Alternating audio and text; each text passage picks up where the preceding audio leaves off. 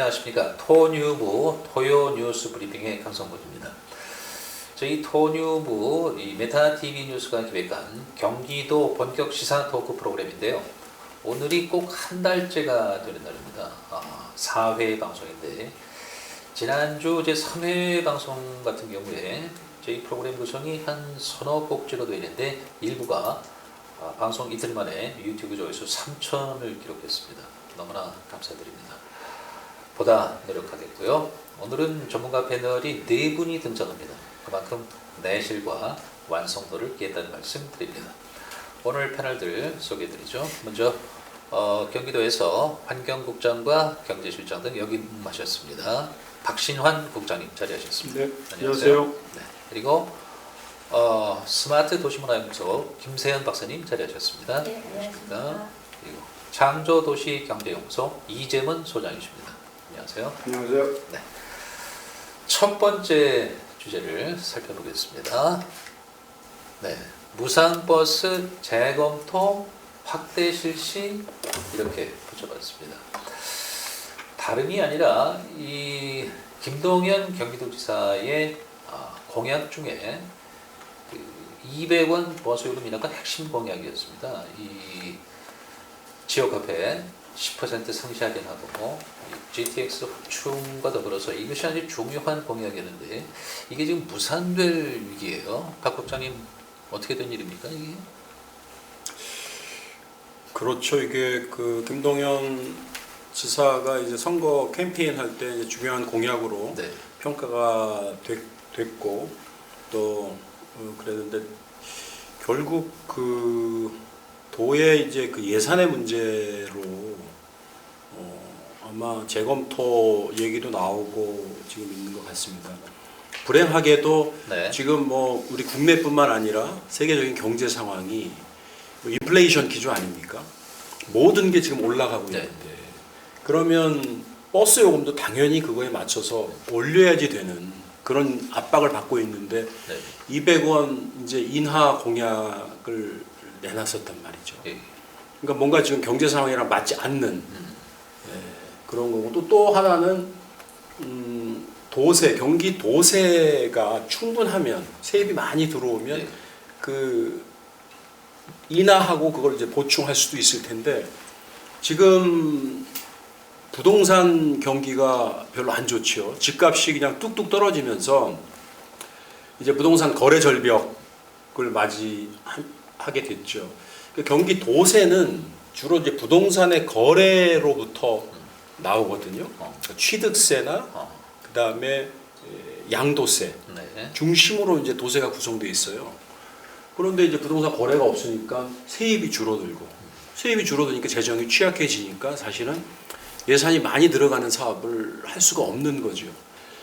더군다나 지난 9월에 이제 버스 노조의 네. 이제 파업 직전에 네. 그 버스 노조와 이제 타협을 하면서 준공영제를 전면 확대하고 또 버스 운수 종사자들에 대한 처우를 개선하고 뭐 경영 지원을 하겠다라는 또 약속까지 해놨어요. 그러다 보니까 이 노조와의 약속만 이행하더라도 네. 추가적으로 뭐 어마어마한 재원이 들어가는 거거든요. 그런데 거기에다가 또 200원을 내려야지 되는 문제가 실제로는 뭐 교통 정책이 정말 중요한 우리 도민들한테는 중요한 정책이긴 합니다만 한정된 재원으로 투자 우선순위를 결정하고 또 예산을 배정해야지 되는 도지사 입장에서는 고민을 안 할 수가 없는 시점에 와 있는 거죠. 그런데 이게 지금 저 현금 기준 그 시내버스 요금이 경기도가 1,500원, 서울이 1,300원이란 말이죠. 이게 지금 경기도민이 참 속상한 대목이고요. 지금 준공영제 말씀하셨는데 2025년 시행 이렇게 돼 있는데 이렇게 되면 결과론적으로 버스 회사 배불려주고 버스 기사님 초우는 잘 되는 건데 경기도민을 볼모로 하는 것 아니냐 이런 비판이 있어요. 지금 이제 버스 이제 교통이 이제 경기도는 어쨌든 일자리가 그 자족성이 좀 떨어지다 보니까 사실은 서울로 출퇴근하는 경기도민들이 많이 있습니다. 네. 예. 그러다 보니까 안전하게 또 적시에 자기가 원하는 곳에서 원하는 곳으로 이동이 돼야지 되는데 이제 그런 것들이 이제 안 되고 옛날에 이제 뭐 콩나물 뭐 버스 뭐 그다음에 입석 버스 또 사고가 나고 뭐 이런 문제 때문에 사실은 이제 준공영제 이야기가 이제 나오게 됐고 또 그렇게 열악한 환경 속에서 버스 운수 종사자들이 이제 일을 하시다 보니까 또 사고의 위험에 또 노출돼 있고 그러니까 모든 걸 사실 해결해야 경기도민이 이용하는 그 버스의 그 서비스도 높아지고 안전성도 높아지는 것이거든요. 도민을 상대로 뭐 도민을 볼모로 해서 하는 것이라기보다는 어쨌든 경기도나 시군은 자기 시민과 도민의 안전을 위해서 교통 서비스를 제공하려고 노력을 하지요. 그러나 무한정 원한대로 다 된다면은 뭐 정책이 필요 없겠죠. 네. 그러니까 한정된 재원이라는 그 아까 말씀드린 그 제약과 또 불행히도 이렇게 닥친 그 고인플레 압력 이런 것들이 경기도정의 교통뿐만 아니라 다른 분야에도 조금씩 아마 영향을 지속적으로 미칠 것이다라는 생각이 듭니다. 어느 정도 김동연 지사의 고민을 이해하시는가 보죠? 뭐 어쩔 수 없는 측면이 있죠. 뚝 띄어나 뭐 이런 이쪽 부분 뚝 띄어서 이쪽 줄 수 있는 건 아니니까. 예. 뭐 다섯 손가락 깨물어서 안 아픈 데가 없잖아요. 네. 김 박사님 이제 더불어서 고양시도 네. 저 무상버스 하려다가 지금 재검토에 들어갔어요. 이거는 저 시장님이 그 민주당에서 국민의힘 쪽으로 바뀐 것 영향이 있을까요?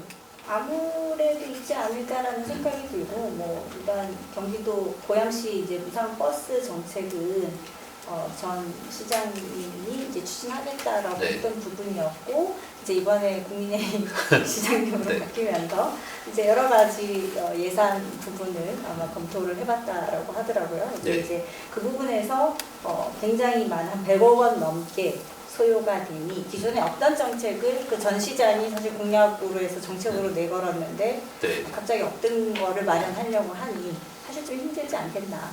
이거 지금 여기에서 이야기하는 무료화 정책은 역시나 청소년들에게 무료화하겠다라는 그렇죠. 부분인데 저는 조금 더 아예 전 고향 시민이 무료화하는 정책이 아니면 네. 오히려 더 고민하지 않을까. 이양 돈을 쓰는 거 좀 더 써서 전 고향 시민을 무상버스 해주면 대중교통 활성화도 하고 오히려 좋겠다라는 생각을 하는데 아무튼 뭐 결론적으로는 예산 때문에 재검토하겠다 네. 이렇게 입장을 밝힌 것으로 알고 네. 있고요.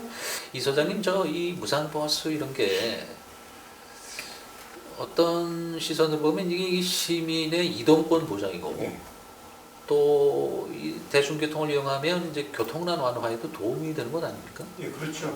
당연히 그래서 버스 요금은 적절해야 되고, 네.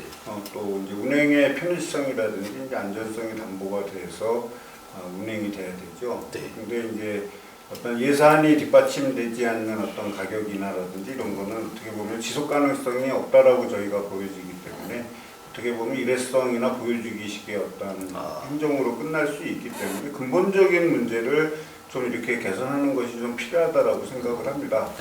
뭐 과천 사당이라든지 이런데 경기도로 이제 퇴근 후 오거나 이제 출근하기 위해서 이렇게 버스를 타고 이렇게 오랜 이 줄을 길게 늘어선 분들이 많이 있지 않습니까? 근데 우리는 이제 버스로 환승하게 되면 환승되는 제한된 시간이 있기 때문에 버스가 적절한 시간에 제때 도착하지 않게 되면은 환승 자체가 혜택이 없어지고 그럴 수가 있거든요. 그러니까 어떤 금액을 인하하는 것보다는 그런 제도 보상, 개선이라든지 이런 쪽에 집중을 하고 또 이제 노약자라든지 아까 이제 뭐 초등학생이라든지 이런 학생들한테는 뭐 전면적으로 이제 무료로 한다든지 하는 이런 부분들에 대한 어떤 조금 이제 복지와 가미시킨 어떤 제도 개선이 좀 필요하지 않을까 이렇게 생각을 합니다. 박 국장님 그런데 화성과 시흥은 어린이 청소년들에 대한 이 버스 무상 혜택을 늘렸어요. 이건 어떻게 보세요? 그러니까 거기는 아까 얘기한 대로 이제 네. 그 자치단체의 정책은 정치적인 요소와 재정적인 요소의 조합으로 그죠? 이제 내용이 결정이 되는 거죠. 화성시 같은 경우는 뭐 시장이 바뀌었다고 하지만 이제 같은 당이고 그리고 수도권에서는 처음으로 사실은 이제 무상버스를 이제 시작을 했고 그럼으로써 그게 이제 시흥시, 무슨 수원시, 뭐 남양주시, 광명시, 뭐 고양시까지 이제 확대된 거란 말이죠. 그래서 자기가 이제 선도성을 갖고 있으니까 네. 그것을 이제 확대해 나가도 이제 좋다라는 생각을 기본적으로 할 수 있을 거고 네. 또 하나 뭐 여러 가지 이제 세입이 이제 줄어드는 측면도 있지만은 화성시는 재정이 좋아요. 상대적으로 거기는 이제 그 법인세 기반 그 지방세가 네. 상당히 크거든요.